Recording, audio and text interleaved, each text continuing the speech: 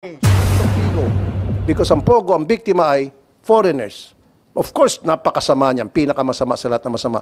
Pero ang hari ng kasamaan ay itong Pigo dahil ang mga manlalaro ay Pilipino.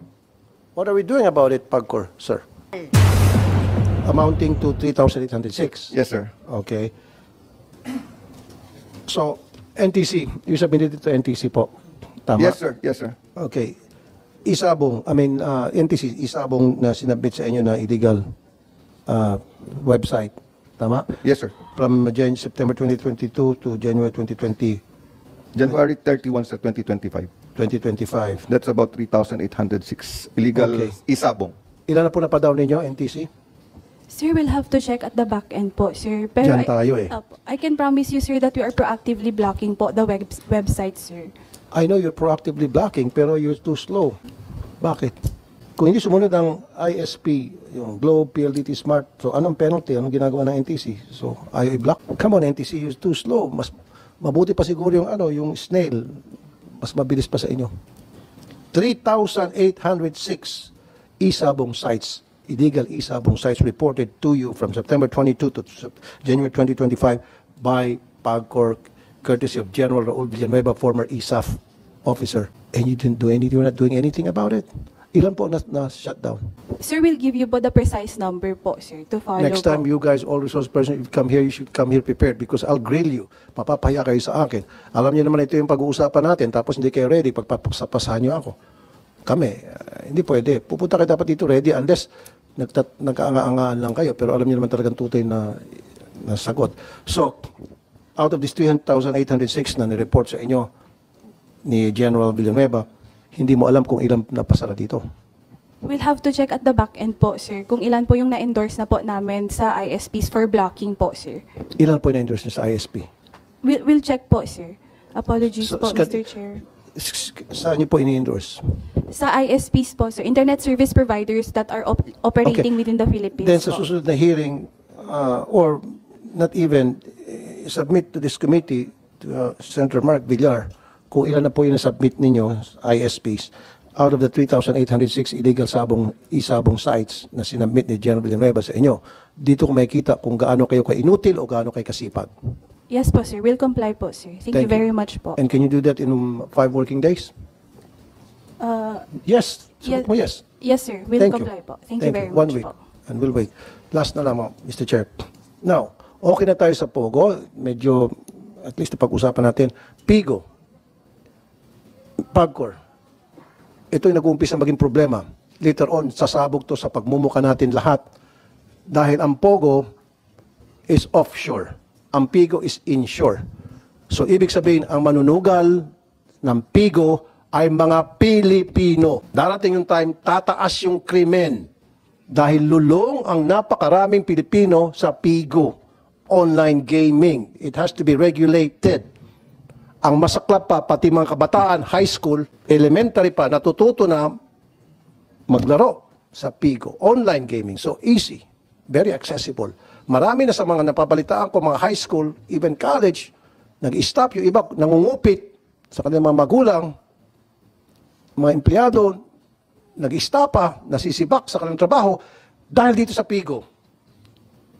Kung tutusin, worst of two evils, we're talking about yung mga tatamaan na biktima, mas worse tong Pigo because ang Pogo, ang biktima ay foreigners. Of course, napakasama niyan, pinakamasama sa lahat ng masama. Pero ang hari ng kasamaan ay itong Pigo dahil ang mga manlalaro ay Pilipino. What are we doing about it, Pagcor, sir? How do we regulate that? Ang dami na, lahat ng klaseng sugal na online, nandito na sa atin. Tayo at ang ground zero ng online gaming. What are we doing about it? Actually, sir, we are taking this online gaming very seriously po. How serious? Okay. So, nagsisimula na, patuloy po yung pagde-develop po natin ng mas maigting po na responsible gaming programs. We can discuss po the initiatives that we have so far. Is it okay? Okay, pero bago niyan, kita mo dun sa Pogo, isa lang, ay sa Isabong, isa lang yon. Alam niyo naman, daming nalulung. Di ba? Alam natin yon. Tumaas yung krimen. Just imagine, Isabong lang yan.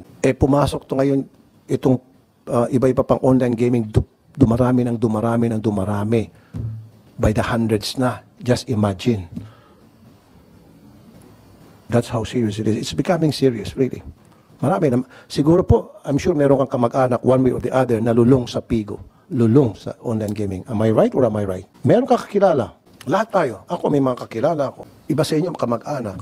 We have to do something. Dapat magkaroon ng strict regulation. And what is that? And what are those regulations? May suggest po. Sir, let me just call po the head po natin. Saan po? In your name, Good madam? morning po. Yes po. I'm Vina Oka. I'm with the Gaming Licensing and Development Department po. With regard lang po to the Responsible Gaming Program, which covers po both yung sa mga land-based natin at saka yung online din po currently, meron naman po tayong mga programa po, like yung banning program. Pwede po silang mag-ban ng sarili po nila, or yung pamilya po nila yung pwede din pong mag-nominate. Ma'am, excuse me. Pinatawa mo ako. At least courtesy of you, napatawa ako. Hindi masaya ako. Banning yourself. Nobody will do that. Pag ikaw ay lulong na, hindi mo ibaban sarili mo, mas lalo mo ilulong sarili mo. So, alisin niyo na po yung banning yourself. Meron naman po talaga, sir, na mga nagbaban din po ng sarili nila, sir, because they are aware din po na medyo lulong na nga po sila or Pero play ma'am, na po sila beyond their limit. hindi talaga. Ang pinakamaganda yung meron kayong ginagawang regulation na yung kayo mismo sistema, may system tayo put in place na magkakaroon ng ban yung sa mga lulong na, and how would you do that? Then paliwanag nyo sa amin yung programang yon. Tapos isa pa, yung programa na dapat yung mga bata talaga maging stricto na hindi na mapapayagang magsugal sa online. Yes po. And how do you do that, ma'am? Yes po. Meron din po tayo, sir, ongoing na collaborations and discussions po sa yung mga payment platform, yung mga, alam na po, yung, ano po, yung GCash, yung mga nagke-carry po ng mga online apps. May ongoing po na meetings din po sa kanila, and meron din po silang ginagawa na ring, features on their part. And also po, yung mga online providers po mismo, meron na rin po silang ginagawa po na programa din po nila regarding sa responsible gaming. For example, pwede din po mag-set na ng limit yung player po mismo kung hanggang magkano lang po yung gusto nilang ilaro sa isang araw. Opo, meron din po. Okay yon. So merong limit. Yes, sir. At dapat meron ding limit sa pagbibigay ng lisensya kung kani-kanino. Lahat na ata pwede na magtayo ng online gaming. Name it, meron na yan sa online. Opo, sir. Unfortunately, hindi na po yung under sa akin, but under the Electronic Games and Licensing Department, I believe po, sir, na meron po silang ina-impose din po na may current na moratorium po sa pag-issue ng mga lisensya po Meron nila. ng moratorium. Yes, sir.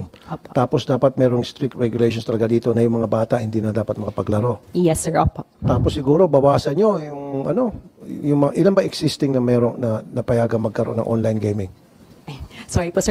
Meron po dito, sir, in charge po sa Electronic Gaming Licensing Department. I'm sorry, sir, po. Hindi po kasi under ilan? sa akin. Tapos chinecheck nyo ba yon? Ilan na? 60 ang licensees sa Electronic Gaming Wow. License daw po, sir. Ang dami na. Kita mo doon sa Isabo nga, daming nalulong. Isa lang yon. Ngayon, 60 na. Mas matindi ito. Sasabog sa mga mukha nito sa atin, Mr. Chair, pagdating ng panahon. Opo, sir. But Dahil we are- marami malululong. Ba't ang dami nyo po na-aprobahan? 60? Approve lang kayo ng approve.